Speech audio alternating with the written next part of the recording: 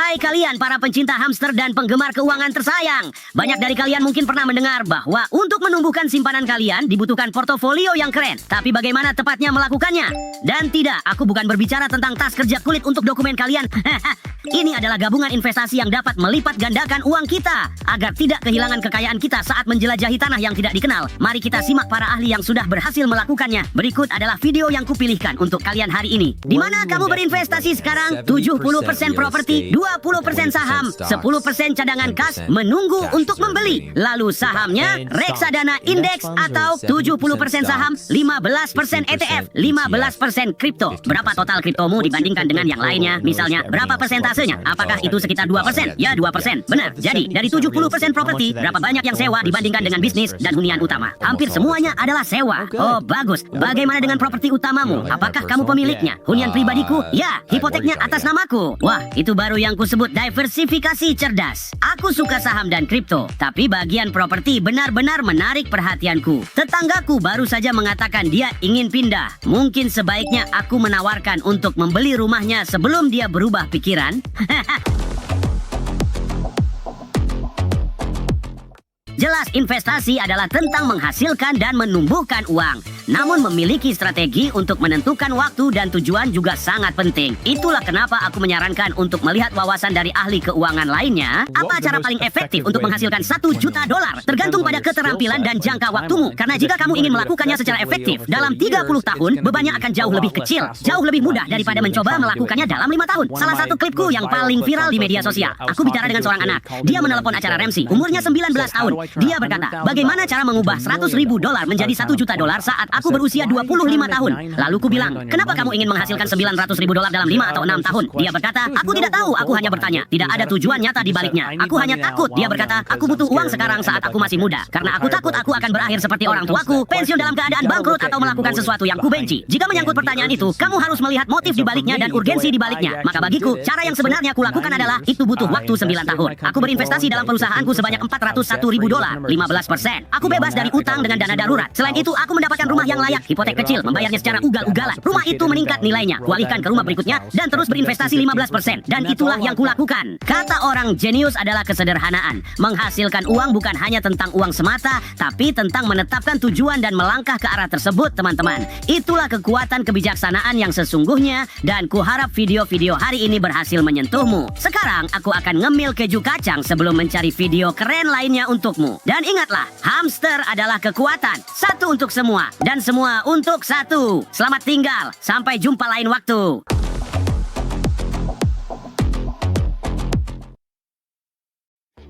Hai, para CEO yang kuhormati dan teman-teman hamster tersayang. Hari ini aku sedang menjelajahi beberapa pandangan mengejutkan tentang uang dan cara-cara nakal yang digunakan beberapa jutawan untuk tetap menyimpan lebih banyak kacang mereka sendiri. Dari sepatu seharga $80 yang bertahan lebih lama daripada waktu ngemil seumur hidupku, hingga orang kaya yang bahkan tidak tahu hari apa hari ini, kita akan menyelami sikap-sikap aneh yang benar-benar unik.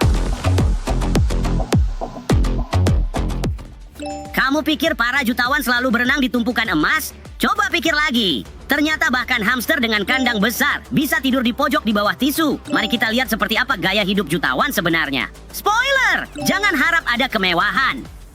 Jadi kamu seorang jutawan? Ya. Jadi, berapa uang yang kamu miliki di bank? $30.000. Aku yakin kamu punya beberapa mobil eksotis di garasi, kan? Tidak, mobilku mungkin berumur 5 tahun dan harganya $20.000. Oke, tapi rumah ini pasti bernilai jutaan, kan? $600.000. Bolehkah aku melihat koleksi sepatumu? Aku tidak tahu kamu punya kegemaran seperti itu. Tidak, hanya saja, ayo tunjukkan padaku. Wow, siapa yang mengira? Lihat sepatu di sana itu? Harganya $80 dan sudah bertahan selama 7 tahun. Oke, tapi pasti arlojimu bernilai. Apa gunanya menjadi jutawan kalau kamu tidak membeli barang-barang mewah? Jika kamu mengikuti Imran, the finance engineer, kamu tahu intinya adalah soal memiliki waktumu sendiri. Apa maksudnya itu? Kebanyakan orang terjebak dalam membeli barang-barang mewah karena mereka ingin terlihat kaya, atau mereka berpikir itu akan membawa kebahagiaan jangka panjang. Sayangnya, materialisme memaksamu untuk terus bekerja agar bisa terus membeli barang-barang. Oke, dengar, bolehkah aku mengambil foto kakimu?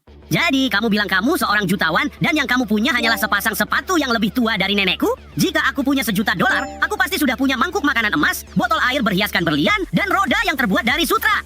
Memiliki waktumu sendiri. Kawan, aku punya waktuku sendiri. Aku tidur selama 16 jam sehari. Aku perlu bicara dengan penasihat keuanganmu.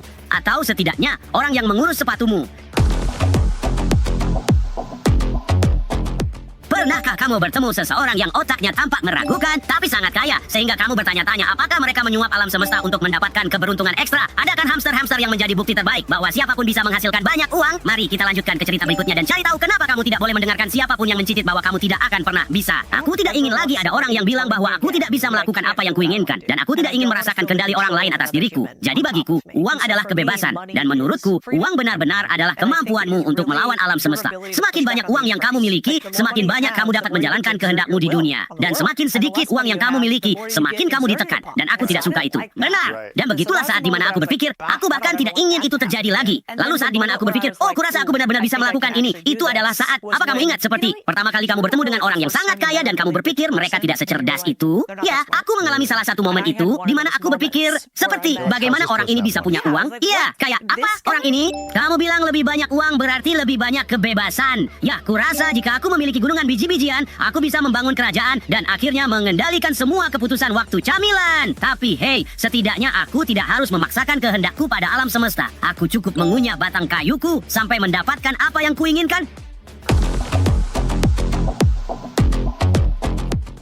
Merasa seperti ketinggalan sebuah rahasia besar dan terus berlari dalam lingkaran, sementara hamster lain begitu tenang tapi mendapatkan banyak biji. Orang berikutnya benar-benar tahu rahasianya. Dia menghasilkan jutaan, bahkan tidak tahu hari apa sekarang, dan entah bagaimana tidak membayar pajak. Mari kita bongkar misteri ini. Aku akan menggunakan beberapa tipsnya untuk pelarian besarku berikutnya. Dia muncul di kantorku. Aku melihat di laporan pajaknya begitu banyak nol hingga kepalaku pusing. Tapi yang benar-benar menarik perhatianku adalah bahwa untuk seseorang yang menghasilkan pendapatan bersih 8 digit, dia membayar 0% dalam pajak. Bagaimana bisa? Dan aku tidak bisa memahaminya. Penghasilanmu 10 juta di sini, kawan. Namun, di baris kewajiban pajak, tertulis 0. Dan kemudian aku bertanya, bagaimana kehidupanmu? Dia berkata, Carlton, aku bahkan tidak tahu hari apa sekarang. Sesibuk itu? Bukan karena dia begitu sibuk, tapi karena dia tidak bekerja. Dan itu karena dia telah membangun portofolio properti yang begitu besar, sehingga dia mendapatkan 10 juta dolar secara pasif dan dia membayar 0% pajak. Ketika dia meninggalkan kantorku, dia pergi ke San Diego bersama anak-anaknya dan menghabiskan sisa minggu itu dengan membawa mereka ke SeaWorld. Itu hari Selasa, Chris. Dia tidak tahu hari apa itu. Dan itu yang membuatku sadar. Aku harus memahami caranya.